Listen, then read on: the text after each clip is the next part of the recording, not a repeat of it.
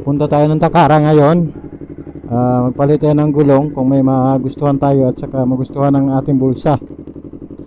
Kasi mong nakaraan nakita tayo dun sa World Trade. Kasi ang problema natin, paano natin ikabit, deliver pa dito, so gagastos pa tayo. So ngayon, and guys, may naka ano tayo ngayon, naka I am not a Filipino for nothing. Ayan. So ayan, Caloocan, Takara tayo. So ayan nga guys, sulit din naman na yung gulong natin, kung saan saan na rin nakarating yung stock natin na gulong. Papunta na ng Negros, Baguio, Bolinao, Pangasinan, saan na ba? Tagaytay, Cavite. So medyo marami na rin siyang pinagdaanan, kaya time na talaga na palitan natin siya. Palit tayo ng medyo magandang gulong or kung ano yung makikita at saka afford ng budget natin.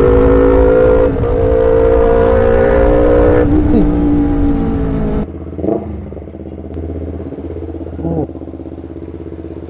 hindi ito yung pinaka main.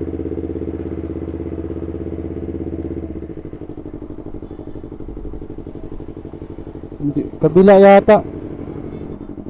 Saan banda?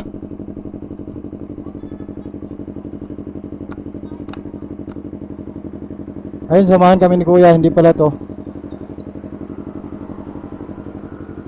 So sabay na lang kami dito kay Kuya, hindi pala to. Yun, andito na tayo.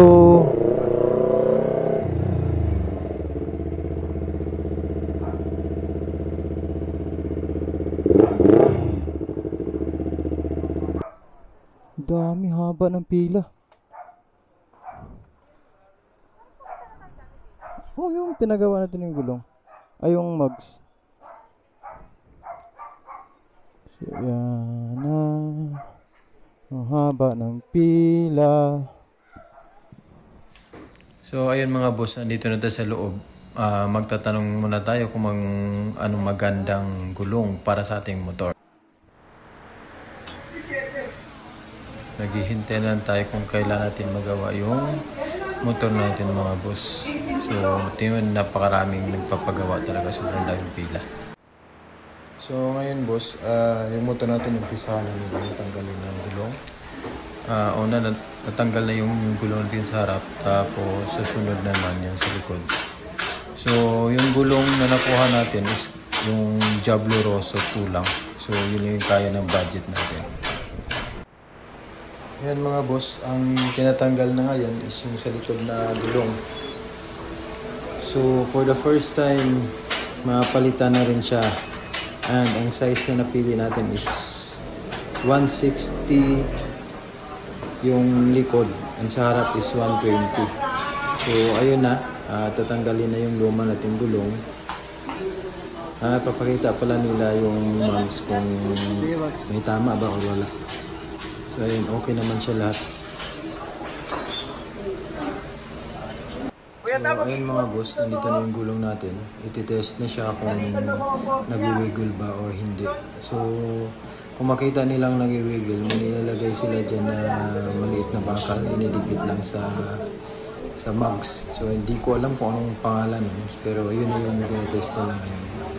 And next yung sa likod na. So ito na mga boss. Ayun, andyan yung gulong natin. Parang papaikutin nila. So para malaman kung nag-wiggle o hindi.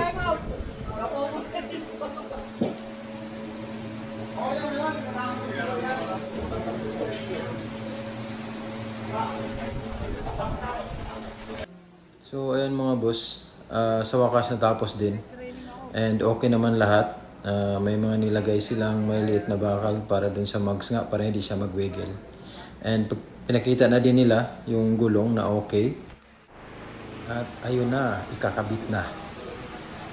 So ang oras ay magsi 7. So dito kami kanina mga alas 3 pa siguro yun. So yan, ikakabit na ni Kuya. Tingnan natin kung hindi ba sasabit kung sa tapanudo mga boss kasi masyadong malapad na ito eh. Parang okay naman. Hindi naman nagreklamo si Kuya na sumasabit kaya okay yung 160 na gulong para sa likod. So ayan na mga boss, malapit na tayong matapos. Anong oras na? So ayan na nga.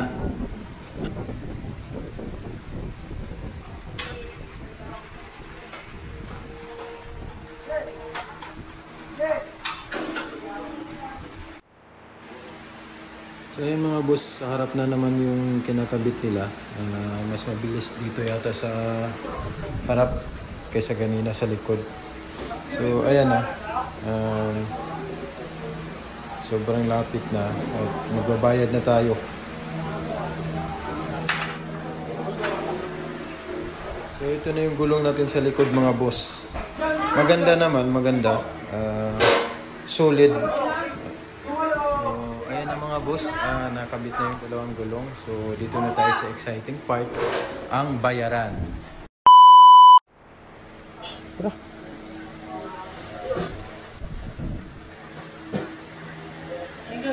Thank you. Saan to? Okay na to? Sir, okay na. Maraming salamat. Salamat. Thank you. So ayan mga boss, natapos din yung gulong natin, naikabit na din. Pero ang daming pinagdaanan kasi yun nga, bago kami bumili ng gulong, nagtanong muna kami kung pwede credit card ang payment. So sumagot naman yung cashier na pwede. So nag-go kami dun sa gulong na pinakabit namin. Yun tapos, yun na nga, pag nung bayaran na, so nag-process na yung sa card, biglang ayaw nang tanggapin dun sa system nila. So ang nangyari, ang nasa isip ko, paano yung gulong? Kasi kabit na siya eh. So buti na lang, may laman yung ATM natin, kaya natuloy pa din. Yun sa mga ibang magpapakabit dyan, so mas advisable yung cash na lang yung payment nyo kaysa mag-card. Baka matulad kayo sa amin. So, ayun lang mga boss.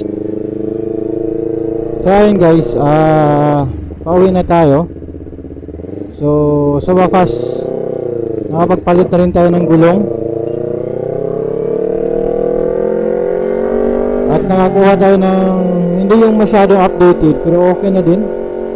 So ang pinalit natin gulong ay Rosso 2. Medyo mahal nga lang, or yun na yung pinakamura na Rosso. 15,800 lahat yung nagastos natin. So feeling ko maganda naman. Titingnan natin yung performance nito. So sa ngayon parang ang pakiramdam ko lang medyo maganda yung kapit niya. So pwede na. At makapag-umpisa na rin tayo ng rides at makapag na tayo ng mga vlog ulit, mga pag-upload.